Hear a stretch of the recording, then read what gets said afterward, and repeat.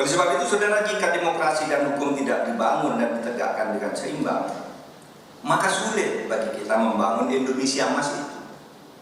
Jangan mimpi Indonesia emas, penjembatan emasnya pun sudah dicuri.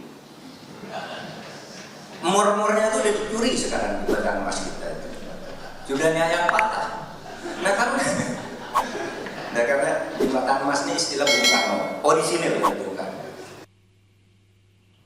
Mahfud MD pesimis sangat sulit sekali Indonesia akan menuju menjadi Indonesia emas di 2045 dikarenakan jembatan emasnya telah dicuri. Yang mencuri siapa? Tentu saja, ya, asumsinya adalah sekarang adalah pemerintahan Jokowi, maka Mahfud MD menuduh bahwa pemerintahan Jokowi lah yang mencurinya. Mahfud MD juga menuduh bahwa budaya hukum kita sudah rusak. Yang merusak ya tentu saja adalah pemerintahan Jokowi. Di Indonesia itu sekarang yang harus diperbaiki adalah budaya berhukum atau cara berhukum. Kenapa? Karena kehidupan berhukum kita tuh sudah rusak di semua lini. Apa sih berhukum? Berhukum tuh hanya ada dua. Satu, membuat hukum. Dua, melaksanakan aturan hukum. Ini membuat aja udah tidak benar. Buktinya itu hasil penelitian Transparansi Internasional. Pembuatan hukum itu pakai permainan uang, pakai lobby, pakai konflik of interest. Ini penelitian. Lagi-lagi Anda sedang berbicara tentang teman-teman kita di DPR. Enggak, hakim juga. Kan saya katakan berhukum. Satu, membuat hukum. Itu membuat DPR. Lalu yang melaksanakan hukum Hakim Agung. Hakim, saya katakan waktu itu ketika pidato itu, ini di DPR jual beli, itu pertemuan Transparansi. Hakim Agung juga ditangkap, saya bilang. Itulah pernyataan Mahfud MD yang mengatakan bahwa budaya hukum kita sudah rusak. Lalu apa pekerjaan Mahfud MD selama boleh dikata 5 tahun menjadi Menko Polhukam yang tentu saja adalah mengurusi persoalan hukum dan keamanan? Kok didiamkan saja? Seharusnya malu dong kalau Mahfud MD kok mengkritik seperti itu. Seharusnya apabila mengkritik tetapi dia bukan seorang mantan Menko Polhukam, maka tidak ada masalah. Dia adalah mantan Menko Polhukam sehingga kritikannya itu adalah untuk mengkritik dirinya sendiri. Mahfud. Tidak sekali dua kali, Mahfud MD berkali-kali mengatakan bahwa hukum Indonesia itu sudah rusak dan busuk. Ya, padahal dia adalah di dalamnya selama 5 tahun. Namun demikian, kenapa dia kok bisa mengkritik seperti itu? Itu sama saja, ya, menepuk air akhirnya ke muka sendiri. Persoalan utama kita saat ini adalah lemahnya penegakan hukum. Teman-teman, saya ingin ingatkan kepada teman-teman semua bahwa hari ini Pak Mahfud MD adalah Menteri Koordinator Bidang Politik, Hukum, dan Keamanan. Tetapi di dalam acara tersebut, beliau mengungkapkan kegagalan-kegagalan, kesalahan-kesalahan dalam penegakan hukum hari ini. Saya mau bertanya, ini tugas siapa, Pak? Di dalam lingkup penegakan hukum eksekutif, Anda punya kekuasaan yang tertinggi. Di atas Anda tinggal Presiden. Pak Mahfud, Anda diberikan kesempatan oleh Presiden untuk membenahi politik dan hukum. Tetapi sepertinya kegagalan itu Anda kemudian lemparkan kepada Presiden. Saya mau mengatakan begini, Pak. Memang mengerikan sekali kalau kita sudah terambisi, kekuasaan itu sangat berbahaya sekali. Ya, memang betul, Mahfud MD sebenarnya adalah Menko Polhukam yang diberikan tanggung jawab untuk mengurusi persoalan hukum di Indonesia. Namun demikian pada kenyataannya hukum Indonesia amburadul. Namun demikian Mahfud MD bukan menyalahkan dirinya sendiri, namun demikian dia malah melempar tanggung jawab dengan menyalahkan Presiden Joko Widodo. Ya, ini dikatakan apa? Apa tidak orang licik kalau seperti ini? Aduh. Kalau saya jadi presiden, itu hukuman mati bagi koruptor harus diberlakukan tanpa syarat dalam keadaan krisis. Sekarang kan koruptor itu dihukum mati kalau negara lawan krisis. Coret krisisnya itu, pokoknya koruptor dihukum mati aja, gitu. Satu. Yang kedua, pembuktian terbalik.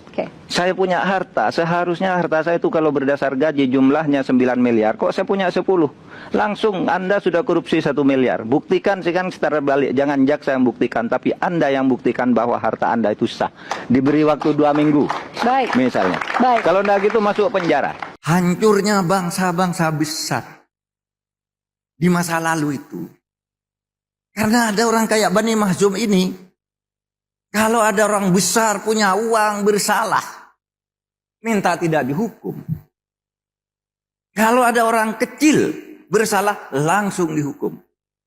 Itu yang menyebabkan negara seperti Mesir hancur, Persia hancur, Romawi hancur, Tiongkok ganti-ganti pemerintahan, Cina itu hancur karena ketidakadilan. Setiap ada dinasti, hancurnya setiap dinasti itu karena ketidakadilan, katanya. Tak henti-hentinya Mahfud MD mengkritik pemerintahan Presiden Jokowi yang menyindir-nyindir hancurnya negara-negara dinasti karena ketidakadilan di negara itu. Ya, luar biasa Mahfud MD mencari pembenaran diri sendiri dengan melempar kesalahan kepada Presiden Joko Widodo. Mahfud. Pak Mahfud sebagai Menko Polhukam, saya berterima kasih Pak Mahfud juga ikut bantu waktu itu kasus Indosuria. Sekali lagi saya ingatkan Pak Mahfud, ya, ketika Pak Mahfud ikut berbicara, Kabareskrim itu membuat yang namanya LP 0086, ya tipe A, yaitu tentang pemalsuan. Itu LP baru yang terbit setelah Pak Mahfud bicara di media.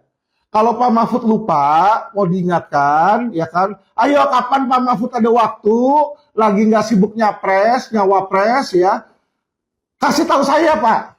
Saya jelaskan ke Pak Mahfud. Saya cuma mau Pak Mahfud menjalankan tugas Bapak saat ini sebagai Menko Polhukam. Saya tahu Bapak mau jadi cawapres. Dan saya hargai, ya. Saya hargai. Saya tahu nggak gampang orang mau jadi calon wakil presiden. Tetapi Anda tidak boleh lupa, saat ini identitas Anda adalah Menko Polhukam. Anda harus jalankan tugas Anda. Anda teriak-teriak, ya. Calon presiden Anda Ganjar teriak-teriak. Penegakan hukum jelek di angka 5. Nah, Anda itu Menko Polhukamnya loh. Anda itu Menko Polhukamnya loh. Anda berhak berwenang dan mampu membenahi. Minimal nih LP 0086 itu sudah P21 Pak Mahfud. LP yang Anda suruh dijalankan di Kabareskrim itu sudah P21 di Kejaksaan, sudah tahap 2 di Kejaksaan. Itu sudah ada beritanya di media, Pak Mahfud, semua masyarakat tahu. Bagaimana mungkin ada sebuah kasus yang sudah P21 tahap 2, tetapi sampai saat ini sudah berbulan-bulan tidak pernah disidangkan. Anda bicara tentang asas kepastian hukum, due process of law, itu harusnya berjalan Pak Mahfud. Ayo dong, Anda sebagai Menko Polhukam, perintahkan dong. Untuk kejaksaan, limpahkan itu berkas ke pengadilan untuk disidangkan. Ya, LP pemalsuan tersebut. Jangan diam aja dong.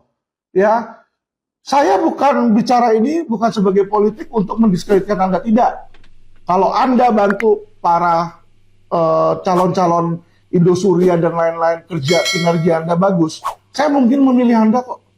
Ya, saya nggak anti sama kalian, nggak anti sama PDIP, nggak anti sama pemerintah.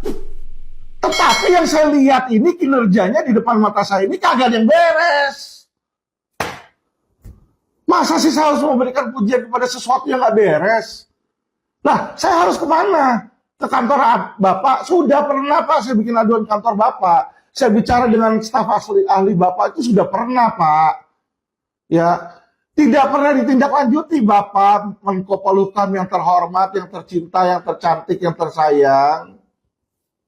Ya, kalau lawyer seperti saya aja yang punya nama dan bisa dapat atensi publik aja, nggak bisa kalian nggak kerjain, lah terus mau gimana negara ini Pak Mahfud? Anda keluar-keluar mau jadi cawapres akan berbeda. Lah Anda ketika menjadi Menko Polhukam aja nggak membuat perbedaan kok. Anda bilang Indosuria Anda yang kerjakan. Ini buktinya Pak Mahfud. Ya, saya yang pasang badan Pak Mahfud. Benar memang yang mengajukan kasasi adalah jaksa, tapi itu karena saya push Pak Mahfud, ya, supaya Bapak tahu itu. Jangan dipikir saya tidak ada sumbangsinya di situ. Itu menurut Bapak. Semua di Mabes, baik Wisnu maupun Kabareskrim Agus Andrianto, hubungi saya dan bilang saya ada dukungan di situ sumbangsinya sehingga kasus Indosuria ini bisa berjalan Pak Mahfud. Saya bilang sekali lagi bukan berarti Pak Mahfud tidak ada sumbangsi. Saya bilang terima kasih Pak Mahfud juga ada sumbangsi. Tetapi Anda itu setiap kali kerja itu cuma setengah jalan Pak Mahfud. Ya, kita ambil contoh selain Indosuria Pak Mahfud ya. Anda bicara tentang oknum di Kementerian Keuangan 340 triliun, 347 triliun, bla bla bla bla bla bla. Sampai detik ini apa yang Anda lakukan? Ketahuan nggak siapa di proses hukum nggak? Kalau tidak Pak Mahfud, itu menunjukkan teori saya, tesis saya benar. Yaitu Anda hanya keluar-keluar setengah jalan. Ya, bikin orang panik habis itu tapi tidak diberikan solusi. Nggak diberesin. Saya rasa itu bukan tipe pemimpin Pak Mahfud ya, yang mau masyarakat gelisah tapi tidak diberikan solusi. Ya, saya minta sama Pak Mahfud nih, tolong LP 0086 segera disidangkan Pak Mahfud. Jika memang itu tidak disidangkan, biar masyarakat yang menilai bagaimana bobroknya ya Menko Polhukam ya dan aparat penegak hukum di zaman Jokowi ini. Kenapa? Karena ada kasus yang sudah P21, yang sudah tahap 2, tapi tidak disidangkan. Apalagi itu kalau bukan tebang pilih, LP-nya jelas, LP 0086 Pak Mahfud ya. Coba tolong Pak Mahfud kalau Anda lupa atau Anda pikun ya kan, tanyakan mau kapan aja di mana, Pak Mahfud mau ngomong sama saya, Anda kan jago, Anda profesor ya kan. Anda mau debat di mana, kapan aja saya bawa datanya Pak Mahfud. Ya. Saya ingatkan kembali, apakah itu hasil perjuangan Anda yang sampai saat ini tidak selesai? Ya. Saya cuma minta bagi Pak Mahfud, ayolah Pak. Bantu pemerintah, bantu masyarakat Pak. Terutama korban investasi bodong yang menangis dan teriak nama Bapak. Supaya apa? Supaya Bapak terpilih jadi cawapres. Kalau Bapak membantu, membela masyarakat, saya yakin Pak, Bapak pasti bakal terpilih. Oke?